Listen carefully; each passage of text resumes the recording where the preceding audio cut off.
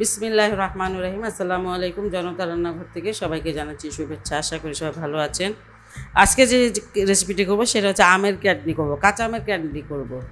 সেই জন্য এখানে আমি 600 গ্রাম আম নিয়েছি। আমটা ধুয়ে ছিলে নিয়েছি। আর এখন আমগুলো কেটে দেখাবো। আমের এটা ফেলে দিতে হবে, যেটাকে আঠি বা গুটলি বলে। যতটুকু আম নেওয়া যায় আর কি, এটা আঠি, এটা নিব না।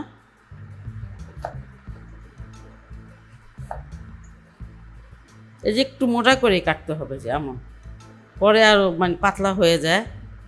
এখানে আমি 600 গ্রাম পানি দিয়ে দিয়েছি। 600 গ্রাম আম নিয়েছি, 600 গ্রাম পানি দিয়েছি। আর এই যে আমগুলো এখন দিয়ে দেবো। পানিটা বলক এসে পড়েছে।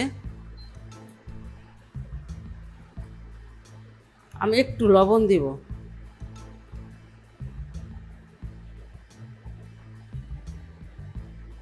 আমটাকে 5 মিনিট আমি সিদ্ধ করে নিয়েছি।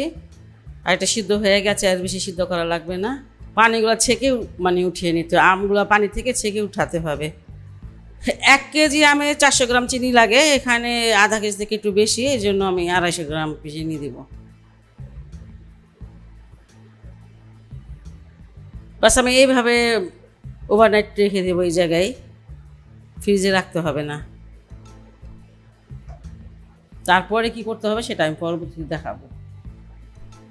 আমগুলো আমি সারা রাত ভিজিয়ে রেখেছিলাম, ফ্রিজে রাখি নাই, এমনি বাইরে রেখেছিলাম। আর দেখেন চিনিটা একদম পানি হয়ে গেছে। আর আম থেকে যতটা পানি বের হয়ে গেছে, আর আমটা চিনি খেয়ে ফেলেছে। এখন আমি আমগুলো উঠিয়ে নিব। চিনি একদম শিরা হয়ে গেছে চিনিটা। আর ভাবতেছেন যে এতটুকুগুলো চিনি কী করবো, এটাও দেখাবো যে এই চিনিগুলো কী করবো আমি। এটার যে মানে সিদ্ধ করা পানি ছিল আর চিনির যে শিরাটা, সেইটা জাল করে, দুইটা মিলিয়ে জাল করে তারপর শরবত বানিয়ে মানে খুব মজা করে খাওয়া যায়। যাই হোক, চিনিও লাগে না, কিছুই লাগে না। এটা হালকা পাতলা কোনো কাপড় দিয়ে কিংবা কোনো কিছু দিয়ে ঢেকে দিবেন, জালি দিয়ে, যাতে ধুলাবালি না পড়ে। আর আমগুলো দেখুন পাতলা পাতলা হয়ে গেছে, যেমন মোটা মোটা ছিল তেমন নাই। আমগুলোকে এখন আমি রোদ্রে দিয়ে দিব। ক্যান্ডিগুলো আমার হয়ে গেছে। আমি এটা 2 বার রোদ্রে দিয়ে, মানে 2 দিন রোদ্রে দিয়ে এটা শুকিয়েছি। আমশক্ত যেমন একদিনে হয়ে যায়। যাই হোক, একটু ভালো করে শুকিয়ে নিতে হয়।